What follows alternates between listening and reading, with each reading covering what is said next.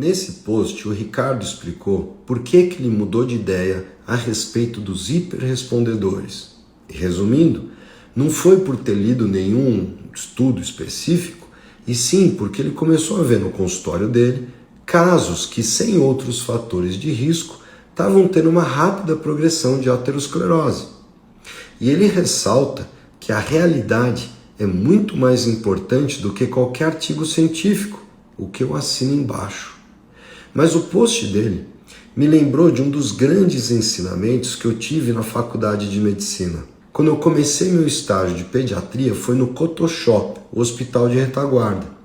E 90% dos meus pacientes tinham a mesma história. Eram crianças com pneumonia que tinham piorado apesar de terem tomado penicilina. E aí elas tinham que internar, fazer um antibiótico na veia e aí melhorava. Eu sou velho, era o Claforan na época.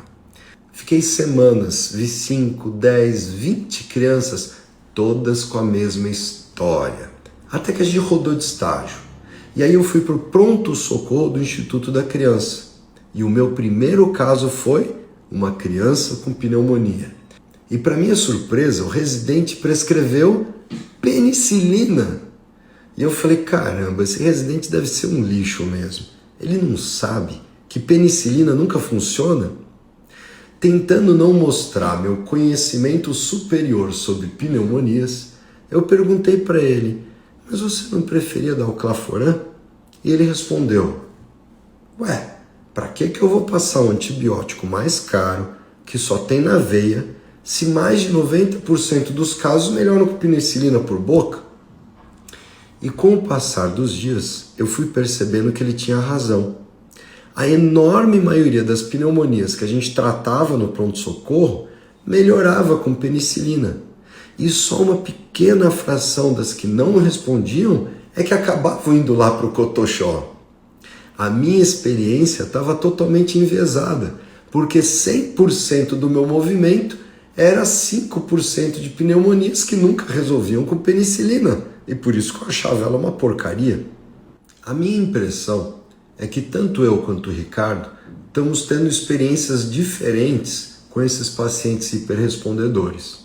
Em geral, me procuram os hiperrespondedores felizes, que melhoraram com a sua dieta da retocolite, Crohn, e eu os acompanho, inclusive observando suas artérias, que em geral continuam boas. Por outro lado, eu suspeito que, em geral, procurem o Ricardo os hiperrespondedores preocupados, porque eles estão tendo uma rápida progressão de aterosclerose.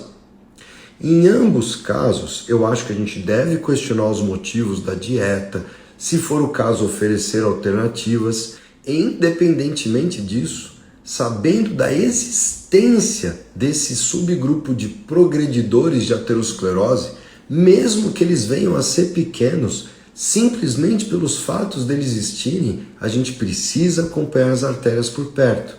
Porque da mesma forma que eu não acho prudente deixar de alertar que há um subgrupo de hiperrespondedores em que ocorre uma progressão rápida das placas, eu também não acho prudente assustar quem depois de várias tentativas melhorou de outras doenças graves com a dieta e está com suas artérias tinindo, muitas vezes há anos.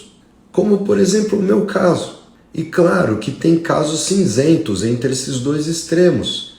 Mas aí, voltando para o meu estágio da pediatria, a pergunta que ainda me intriga é qual de nós dois está no pronto-socorro e qual de nós dois está no Cotoxó? A gente deve manter todo mundo com penicilina, um com Claforan. E isso só o tempo vai responder. Por enquanto, prudência.